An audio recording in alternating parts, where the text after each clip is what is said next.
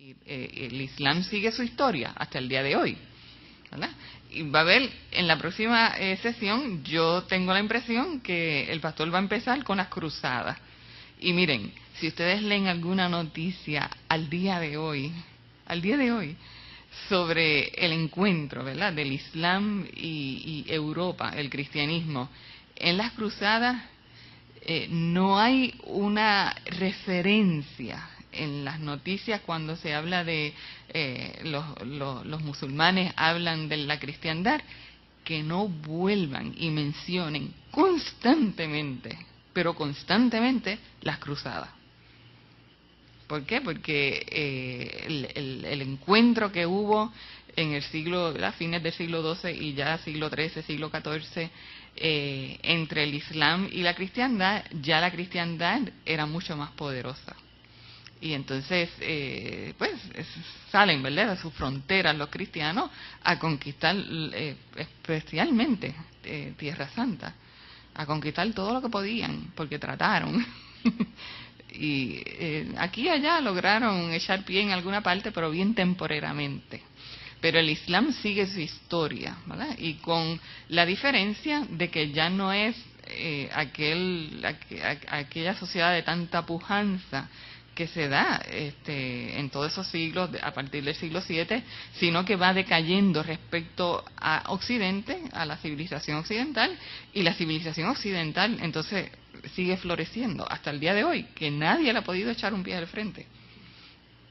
O sea, Occidente es una cultura que ¿verdad?, se ha readaptado constantemente a las condiciones, y entonces pues y se ha desarrollado en muchos frentes. No solamente es el económico, es el político, ¿verdad? Porque cuando esa gran revolución que empieza a permitir las libertades civiles y empieza a permitir la democracia, el sufragio, pues eso hace que otros pueblos también codicien lo que se ha desarrollado.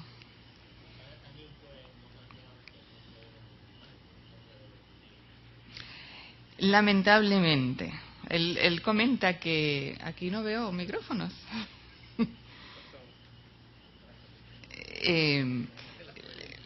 Los judíos fueron perseguidos por la cristiandad desde bien principio,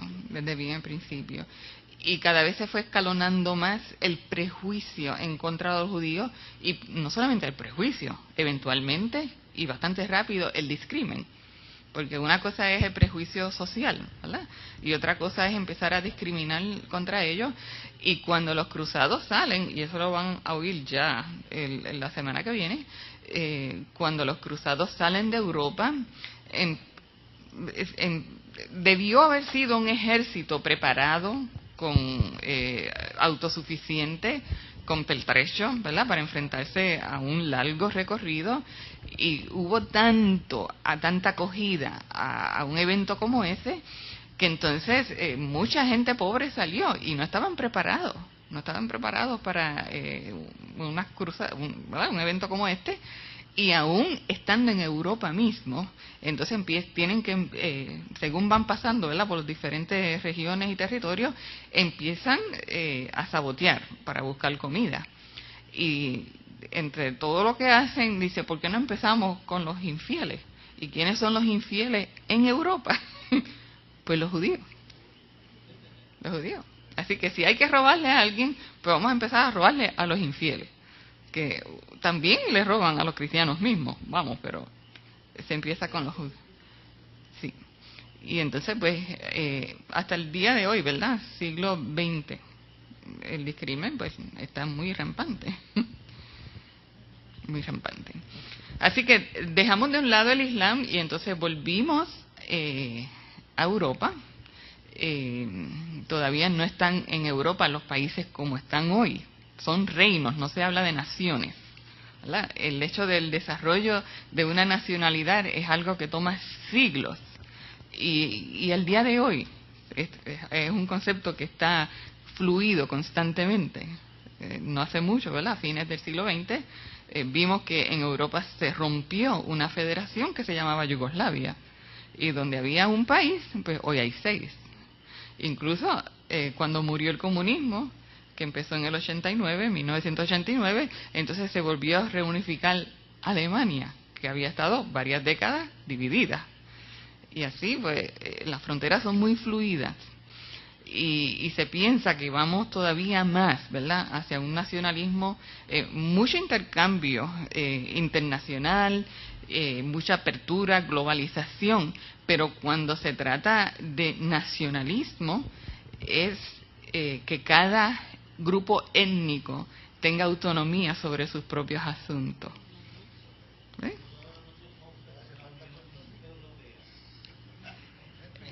La unidad, la búsqueda de... No. Por eso digo que hay mucho intercambio comercial y mucha globalización, pero también ahora mismo, en estos días, va a venir, por ejemplo, el presidente de el País Vasco a Puerto Rico. Salió anunciado. Yo sé que aquí hay varios abogados. Cuando mi hija lo leyó, dice, ¿qué es eso? ¿Y qué es el País Vasco? ¿Y qué es presidente? ¿Ves? Bueno, viene a hablar a los abogados. y no debe ser extraño que traigan personalidades así, ¿verdad? Porque los abogados aquí tienen su tradición de izquierda. y entonces pues viene este señor que él rige los destinos de los vascos en España. Y Vasco no es un país dentro de un país, pero casi lo es. Y fíjense que tiene el título de presidente, porque nosotros esperaríamos que fuera un gobernador, como el de cualquier estado o cualquier provincia. Y él tiene el título de presidente. Y es oficial su idioma, además del castellano, ¿verdad? Ellos, después de la dictadura franca, pues se ha liberalizado mucho, y así está el mundo entero, ¿verdad? Así está el mundo entero, donde puede haber mucho intercambio, pero las nacionalidades están robustas, se nutren y son autónomas y buscan autonomía. Podríamos hablar del caso, por ejemplo, de Inglaterra. Escocia, hace quizás no más de 5 o 6 años, tiene su primer parlamento en más de 600 años, yo creo que algo así era. Ellos no se van a independizar del Reino Unido, de lo que es Gran Bretaña, pero entonces sus asuntos los tratan ellos, ¿verdad? Los tratan ellos. Bueno, así que entonces, en esta época, ¿verdad?, todavía no se puede hablar de naciones, pasarán muchos siglos. Estamos aquí hablando de reinado, o estamos hablando del imperio. Y en la sesión pasada mencionamos que el Papa, en un momento dado, como salido de la nada, corona al rey de Francia, de lo que es el reino franco, y que eventualmente se queda con ese nombre, lo programa, lo corona emperador del Sacro Imperio Romano, ¿verdad? Y subsiste hasta el siglo XX. O sea, territorio dentro de esta dinastía del Sacro Imperio Romano, eso subsiste hasta el siglo XX. Que no hay que confundirlo con lo que hablamos del Tratado de Roma, ¿verdad?, que es la base del mercado común europeo, que ahora se llama Unión Europea. Pero entonces vimos que dentro de este gran reinado, este territorio, pues entonces la Iglesia se confunde con el Estado, porque empieza el monarca a nombrar a los obispos. ¿Y cómo es esto? ¿Verdad? ¿Cómo es posible? Imagínense en el gobernador de Puerto Rico nombrando al obispo de las diferentes iglesias. Eso no entra en ninguna cabeza. Así que empieza esa tradición dentro del catolicismo, de la Iglesia Católica, y que, déjenme decirles, en Puerto Rico, hasta la llegada de los norteamericanos, quien nombra al obispo de Puerto Rico es el monarca español. Y aquí los mayores saben, ¿verdad? Oyeron de sus abuelos, oyeron de sus padres. Iglesia y gobierno en Puerto Rico era una sola cosa. La Iglesia jamás se hubiera opuesto al gobierno español. ¿Por qué? Porque es parte de ese gobierno.